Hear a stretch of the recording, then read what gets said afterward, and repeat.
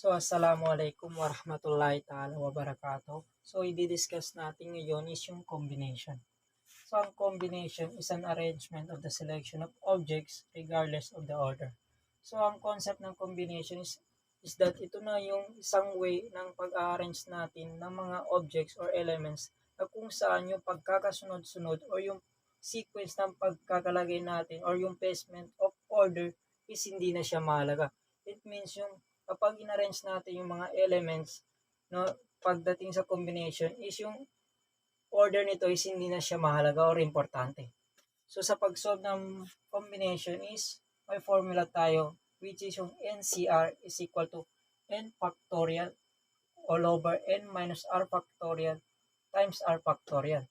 Where yung n natin dito is ito na yung number, total number ng pagpipilian natin. At yung r naman is ito na yung total number na pipiliin natin mula doon sa pagpipilian natin or kukunin natin mula sa pagpipilian. So, para mas maintindihan natin ito is magsusolve tayo ng isang problem regarding sa combination.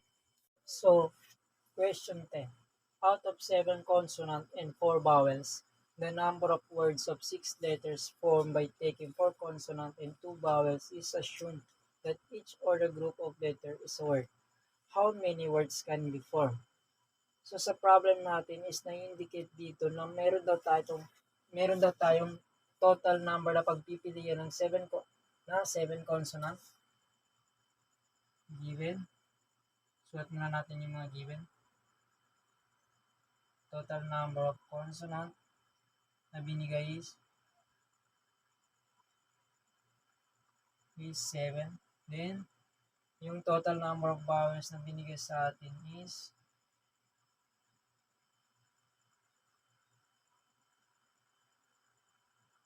4.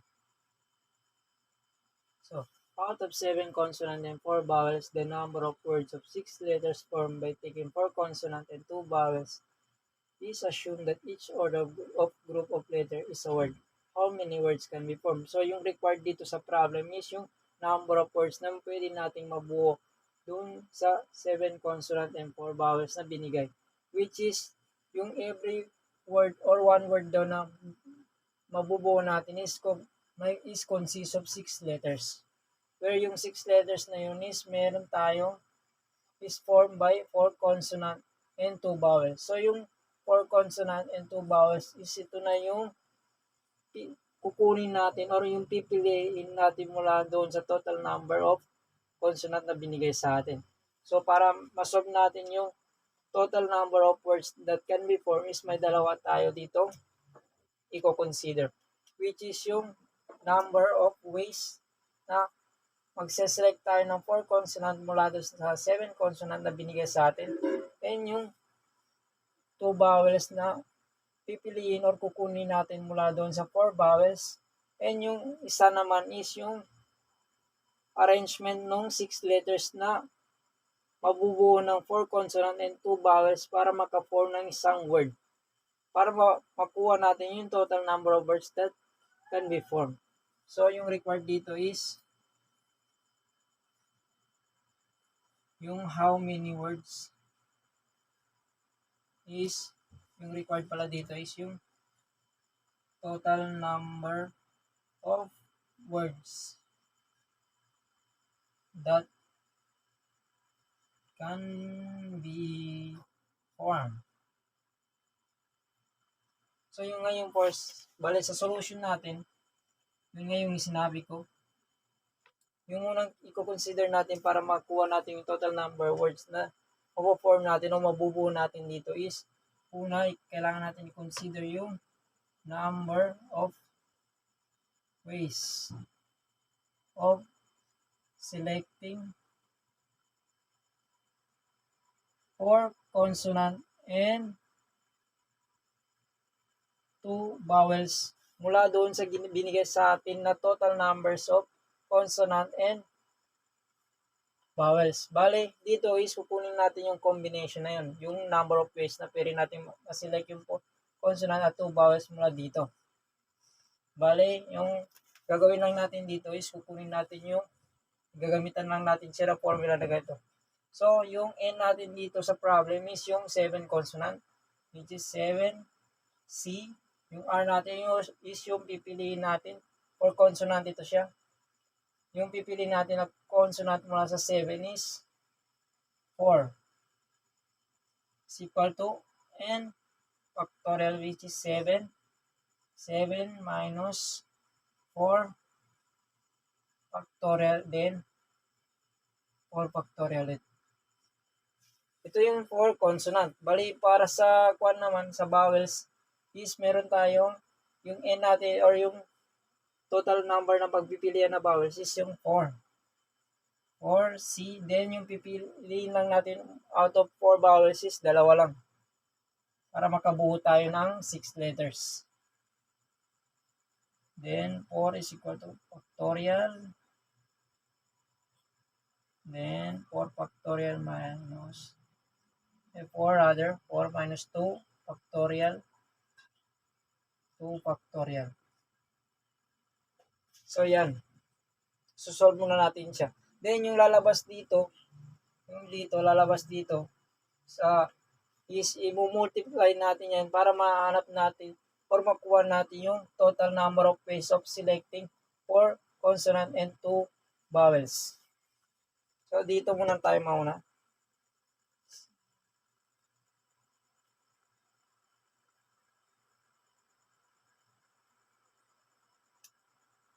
So 35 ito. Then yung dito is 6. Then after that is multiply natin yung itong dalawang lumabas para mahanap natin yung total number of ways of selecting 4 consonant and 2 vowels. So i-multiply natin yung dalawa. 5 times 6.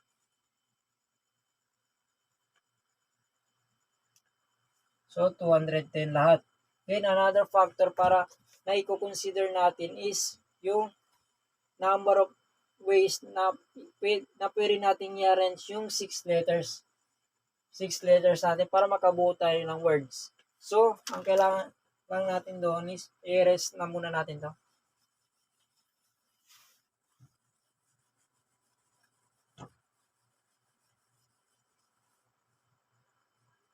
So, another factor na i-consider natin is yung total number of arrangement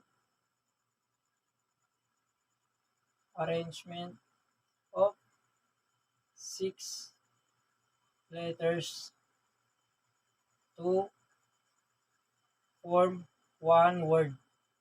Bali, pag makuha na natin yung total number of ways of arranging 6 letters to form one word, is multiply natin yun siya dito sa 210 na nakuha natin sa total number of ways of selecting 4 consonant and 2 vowels para makuha na natin yung total number of words that na pwede nating mabuo. So, ang kuha lang natin dito is since may 6 letters tayo na kailangan natin para mabuo ang one word, it means kapag 6 letters yan, it means mayroon tayong 6 factorial na i-consider dito. Since 6 letters yung kailangan para makabuo ng isang word. So, ang kailangan lang natin is pulin yan, yung value ng 6 factorial. So, 720 ang lumabas. Bali, yung lumabas dito sa number of arrangement of 6 letters to form one word is multiply natin yan sa total numbers of ways of selecting 4 consonant and 2 vowels para makuha natin yung total number of words that can be formed.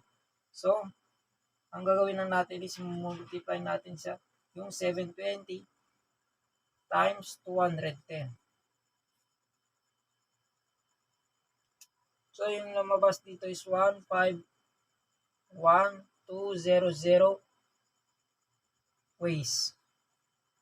Therefore, yung total number of ways that we can form a 6 letter, we can form a words that consist of 6 letter is 151,200 51,200 ways. It means yung sagot dito is yung letter C.